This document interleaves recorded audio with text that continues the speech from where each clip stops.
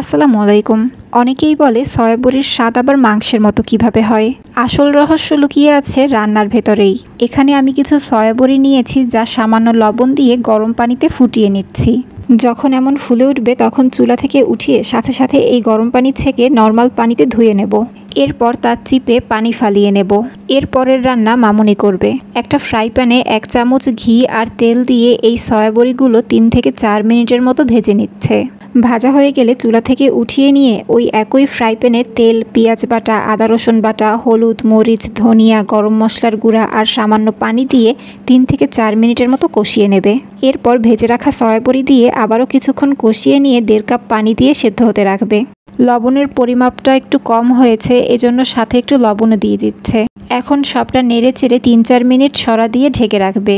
রান্না হয়ে গেলে সবশেষে ভাজা জিরার গুঁড়ি দিয়ে উঠিয়ে নিচ্ছে। তৈরি হয়ে গেছে সয়া বড়ি রান্না।